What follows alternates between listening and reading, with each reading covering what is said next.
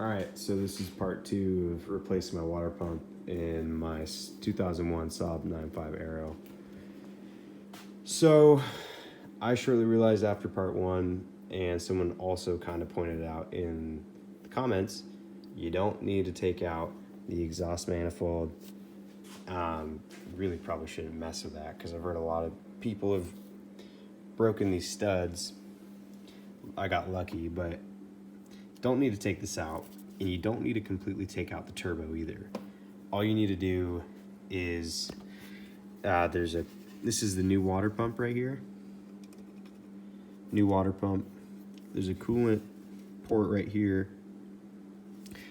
and there's one of these bolts in it, but it's a metal hose, black metal hose that goes to the turbo. You're obviously gonna have to take that off if you're replacing the water pump.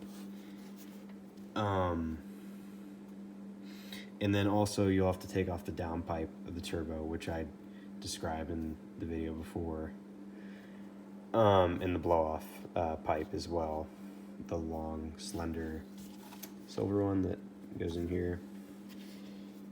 So, water pump, I don't know if I did talk about the hoses, I guess.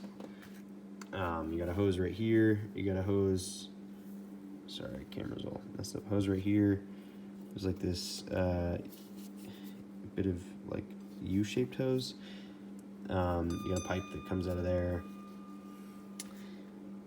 You got this, you know, the main vein that goes to the radiator, big pipe, and then you got a section of the water pump that plugs into the engine block right there, and that is just sealed by an O-ring, rubber O-ring gasket.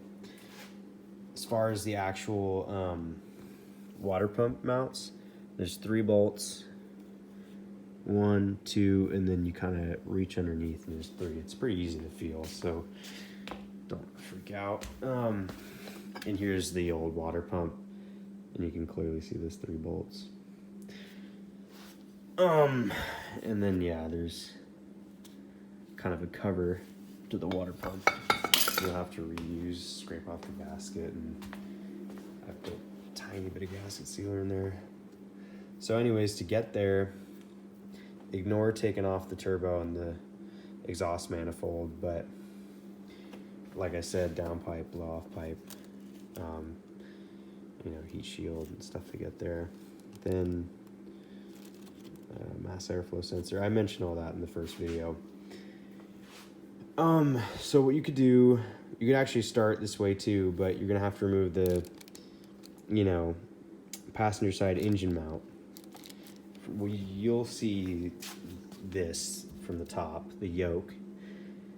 When you're putting this back on, the 75 foot-pounds, these are 36, these 4 bolts. Then there's also this guy, he just holds on like a power steering line in that little holder down there. You can finagle the yoke off without taking this guy out. So as far as retorquing them, make sure the engine is supported. I usually jack it up from the oil pan, just a tiny bit.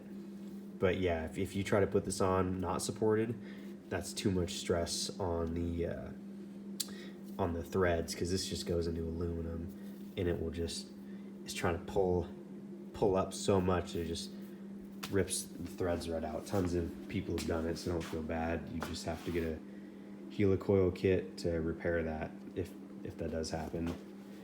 So once you get that off, you're free to take off the serpentine belt. This is the tensioner right here. You see that square hole? Square hole. You plug a 1/2-inch drive into it, and then you pull back this way. Tension will be released. You can take off the belt. I can't remember if I've already described the water pump. It's kind of late. I think I did though. So you got the belts off. Next, you're gonna take the power steering pump off. I would get the hoses out of the power steering pump first. There's a nut right here. You're obviously gonna want to loosen that.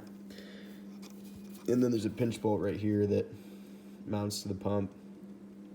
And then there's obviously the line that goes to the power steering reservoir. So the power steering pump mounts to this thing. It's, oh shit.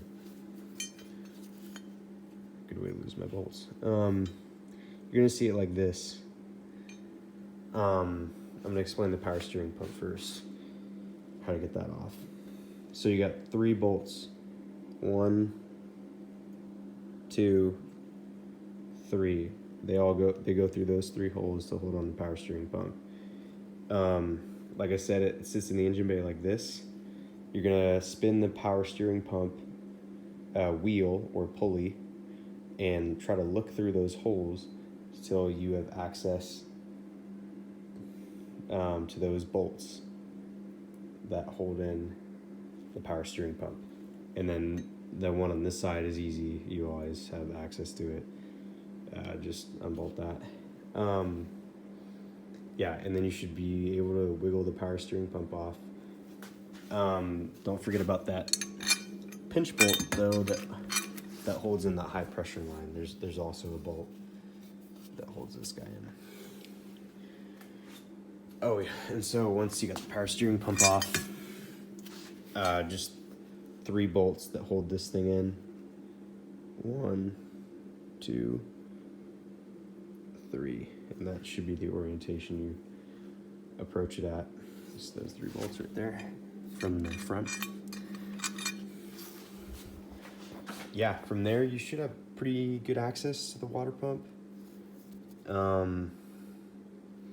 Yeah, it's pretty easy, honestly. So just stay patient, don't freak out, and if you have new parts, look at them. Super helpful.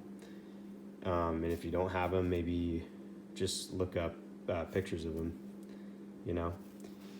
Yeah, stay patient and never blame it on the car, even though it is sometimes a little stupid.